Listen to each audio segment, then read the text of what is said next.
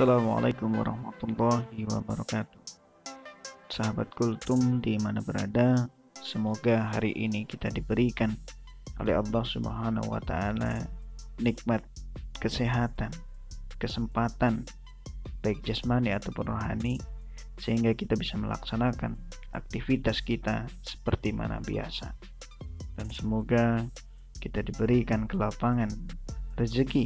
Amin amin ya rabbal alamin. Oke sahabat semuanya di mana berada, Rasman hari ini akan membahas tentang sedekah dapat menolak bala.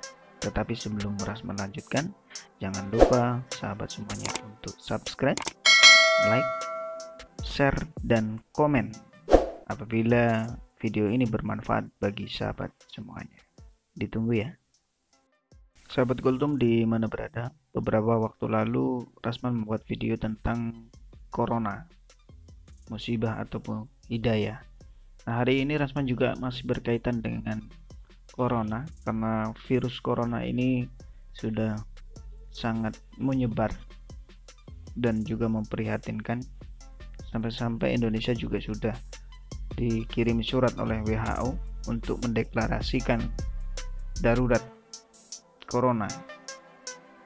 Sahabat semuanya, hari ini Rasman akan membahas dari sisi Islam atau dari sisi agama kita, agama Islam yang meyakini bahwa sedekah adalah salah satu cara untuk dapat menolak segala bencana atau tolak bala. Itu bisa dilakukan dengan sedekah. Kita melihat hari ini banyak dari umat Islam yang memang serba kecukupan, dilihat dari gaya hidup yang memang kita lihat sudah banyak yang berlebih ya. Kenapa seperti itu? Contohnya saja, ketika kita di kantor, beraktivitas, ataupun di tempat lain, seseorang ini lebih banyak ya. Seseorang bahkan mempunyai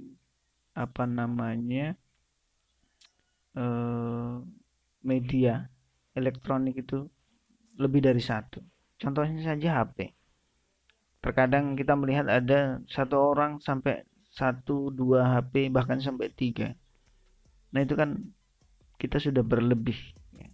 Kita mempunyai kelebihan rezeki. Dan seharusnya itu kita juga harus dapat berbagi kepada yang lain ketika memang diberikan rezeki atau kelapangan rezeki. Bahkan dari sisi lain, tidak hanya berupa uang atau kelebihan harta untuk bersedekah, tetapi pikiran, tenaga, dan lain sebagainya itu juga bisa disedekahkan kepada yang lain agar berguna atau bermanfaat. Nah ternyata sedekah itu juga bisa menolak bala. Dari mana ini? Rasulullah Shallallahu Alaihi Wasallam pernah bersabda, yang artinya begini: bentengilah diri kalian dari siksa api neraka meskipun dengan separuh buah kurma. Hadis mutafakun alaih. Nah, dari salah satu hadis tadi, Rasulullah Shallallahu Alaihi Wasallam itu menganjurkan kepada kita, memerintahkan kepada kita agar membentengi diri kita ini dari siksa api neraka ya, walaupun dengan separuh buah kurma saja. Walaupun cuma separuh buah kurma, Rasul itu memerintahkan kepada kita untuk memberikannya pada orang yang memang membutuhkan. Selanjutnya juga dari Uqbah bin Haris radhiyallahu anhu. Dia berkata, saya pernah sholat asar di belakang Nabi Shallallahu Alaihi Wasallam di Madinah Al-Munawwarah. Setelah salam, beliau berdiri dan berjalan dengan cepat melewati bahu-bahu orang-orang.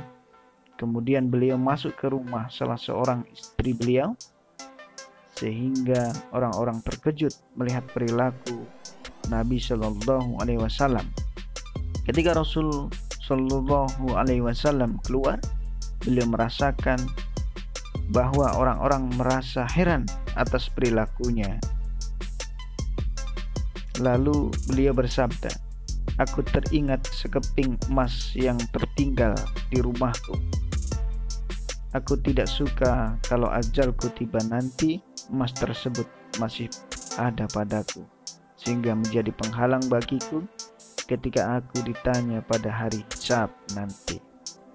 Oleh karena itu, aku memerintahkan agar emas itu segera dibagi-bagikan." Hadis riwayat Bukhari. Dari hadis di atas, sahabat, Rasulullah SAW itu mempunyai hanya satu keping emas, namun beliau memberikannya kepada yang membutuhkan, atau agar dibagi-bagikan emasnya itu, karena beliau tidak mau ketika beliau nanti meninggal dunia, emas atau satu keping emas tadi menjadi penghalang beliau ketika di yaumul hisab nanti, atau ketika beliau wafat.